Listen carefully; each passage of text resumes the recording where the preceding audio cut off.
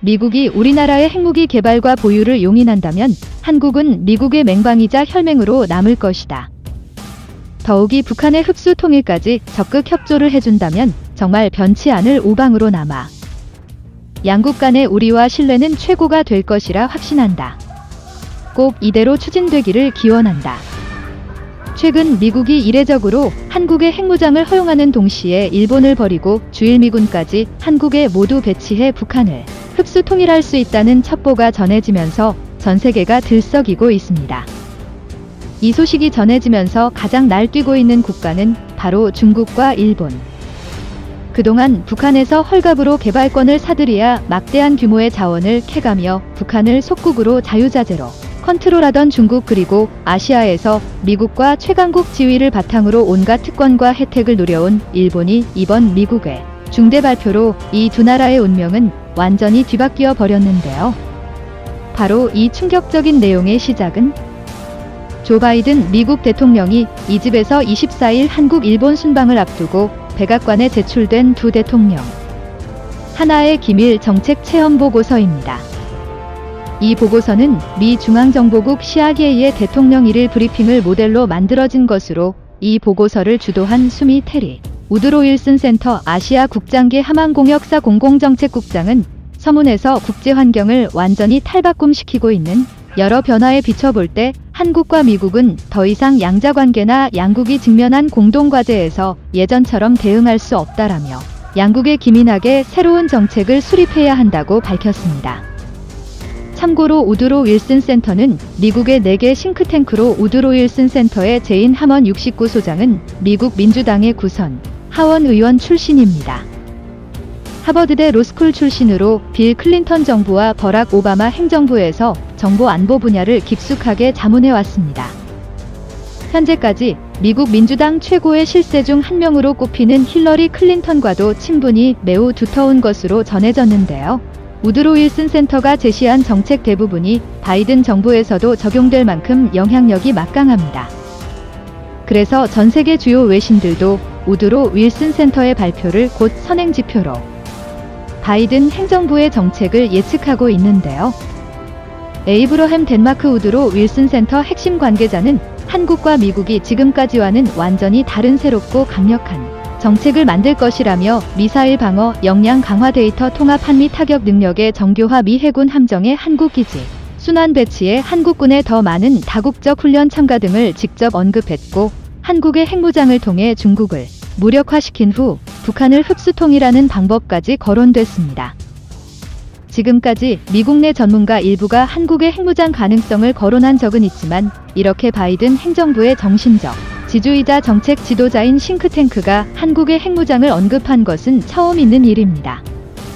그리고 더 놀라운 것은 이번 보고서는 미국 4대 싱크탱크인 우드로 윌슨 센터의 주도로 한국과 미국 양국의 전문가 20인이 공동으로 정책을 수립해 발표한 것이라는 점인데요. 주요 참여자를 보시면 리처드 아미티지 전 국무부 장관과 빅터 차시시스 선임 부소장, 수미 테리 우드로 윌슨 센터 아시아 국장 윤영관 전 외교부 장관 등이 포함됐습니다. 한국의 핵무장은 단계적으로 이뤄질 전망이고, 한국이 핵을 자체 개발해 실전 사용이 가능하도록 배치하기 전까지 개발 단계에서 중국 등의 강한 반발을 예상해 그동안 미국의 핵우산을 제공하겠다는 것인데요. 핵우선은 핵 보유국의 적대국이 동맹국을 재래식 무기나 대량 살상 무기의 관점의 매스 디스트럭션 더 무료로 공격하는 경우 해당 적대국의 핵무기를 사용해서 감당할 수 없는 피해를 주겠다는 보복 위협을 통해서 적대국의 공격을 억제하고 동맹국을 보호하는 전략입니다. 한국은 이미 1978년 미국과의 우선 의협에 했는데요. 하지만 이번 회고선의 경우 성격이 완전히 다릅니다. 한국이 자체 핵무장을 하는 동안 그 어떤 국가라도 한국을 건드리면 미국이 발사 순항 미사일, 잠수함발 사탄도 미사일, 대륙간 탄도 미사일에 핵무기를 장착해 해당 국가를 완전히 박살을 내버리겠다라고 해석할 수 있는데요. 미국이 왜 갑자기 최근 한국을 아시아 최초로 나토 기구에 가입하도록 허가했과 바이든 최초의 아시아 순방에서도 왜 일본이 아닌 한국을 먼저 오고 일본 기업이 아닌 한국 기업인들과 집중적으로 만남을 계획했는지에 모든 실마리가 하나 둘 풀리고 있습니다. 미국 하원에서는 이미 한국의 핵무장을 추진하고 있는데요. 공화당 소속인 스티브 쇠박 하원 의원은 16일 현지 시간 워싱턴 타임스와 세계평화국회의원 연합이프가 북한 등 동북아 문제를 주제로 공동 주최한 온라인 세미나에서 한국의 핵무장을 전폭적으로 지지할 것이라는 발표를 했다고 전 세계 주요 외신들이 대대적으로 보도했습니다. 그는 중국이 밤에 깨어있도록 겁주는 것은 핵을 가진 한국이라며 미국이 한국의 핵무장을 진지하게 논의하는 방안을 제시했습니다. 그는 핵무장을 하는 데 있어 우리가 그들을 도와줘야 한다고 제안하는 것은 아니다라면서 그러나 우리가 해야 한다고 생각하는 일은 우리가 이에 관해 한국과 진지하게 대화해야 한다는 것이라고 말했습니다. 즉, 미국이 한국에 핵무기를 제공하는 대신 한국의 핵자체 개발을 허용해주자는 것이죠. 이어 중국이 북한의 핵 프로그램을 제거하라고 압박하지 않는다면 북한은 한국과 일본 모두의 위협이라며 따라서 한국은 스스로 핵무장을 고려할 모든 권리가 있다라고 밝혔습니다. 핵무기의 자체 개발 및 보유 권한은 한국이 세계적으로 영향력을 한 번에 대폭 높이는 엄청난 특권인데요. 바이든이 이렇게 한국에 올인한 이유가 있습니다. 올해 가을 10월 미국 중간선거가 예정되어 있는데요. 현재 바이든 미국 대통령의 지지율은 역대 최저치를 경신했습니다. 미 정치 전문 매체인 더 휠은 15일 현지 시간 MBC가 실시한 여론조사를 인용해 바이든 대통령의 국정 지지율은 39%로 역대 최저치를 경신했다면서 응답자 506%는 반대했다고 보도했습니다. 이번 여론조사에서 응답자들은 인플레이션 경제 국경안보에 대한 우려로 바이든 대통령에게 부정평가를 내놓은 것으로 파악됩니다. 바이든 대통령의 경제 성과에 대해 지지를 표한 이들은 33%에 불과했으며 23%만이 그가 인플레이션과 생계비 문제를 잘 대응하고 있다는 답변을 내놨습니다. 바이든 대통령의 지지율이 회복할 기미를 보이지 못하면서 11월 중간선거에는 빨간불이 켜지고 있습니다. 미국 대통령 집권 2년차에 실시되는 중간선거는 올 11월 치러질 예정인데 미국에서 가장 막강한 권력기관인 상원과 하원 의원을 선출하는 만큼 사활을 걸어야 합니다. 이에 현재 전 세계적으로 가장 핫한 국가인 한국을 선택한 것인데요. 한국을 자체 핵무장시킨 뒤에 아시아에서 가장 강력한 국가로 만들어 북한을 흡수 통일시키는 방안에 전문가들 사이에서 거론되고 있고 최소한 바이든 임기 내에 북한의 완전한 비핵화 및 남북 경제협력 공동체를 만드는 데까지 미국이 한국과 함께 주도할 수 있다는 것입니다. 실제로 도널드 트럼프 전 미국 대통령이 미국 대통령 최초로 군사분 개선을 방문하며 북한의 비핵화를 이끌어낼 뻔했다는 업적으로 노벨 평화상의 강력한 후보로 거론됐는데요. 바이든 대통령이 도널드 트럼프 대신 노벨 평화상을 받으려 하고 있습니다. 이에 미국 국무부는 그동안 강하게 반대해왔던 한국의 대북 코로나 백신 지원 방침에도 180도 입장을 바꿔 남북 협력을 강력히 지지한다라고 발표했는데요.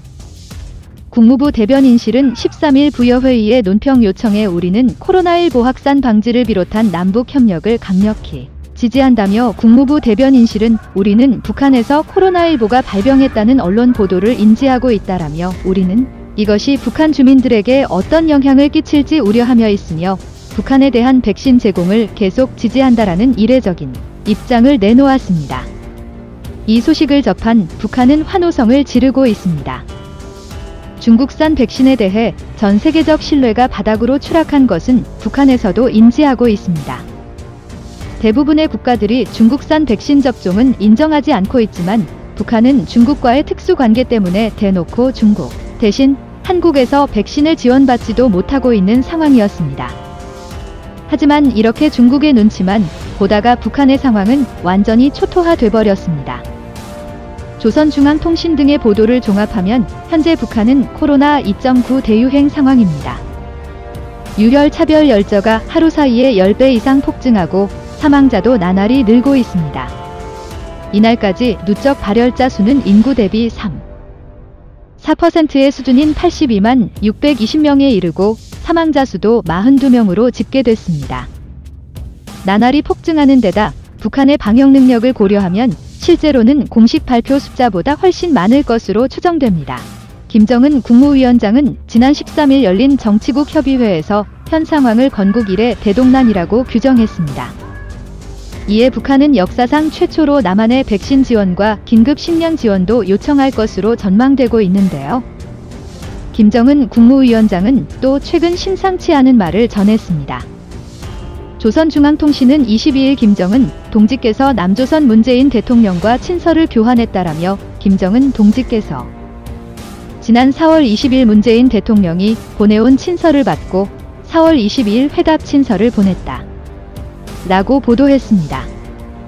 통신은 양 정상이 서로가 희망을 안고 변함없는 노력을 기울여 나간다면 북남 관계가 민족의 염원과 기대에 맞게 개선되고 발전하게 될 것이라는 데 대해 견해를 같이 했다고 밝혔습니다.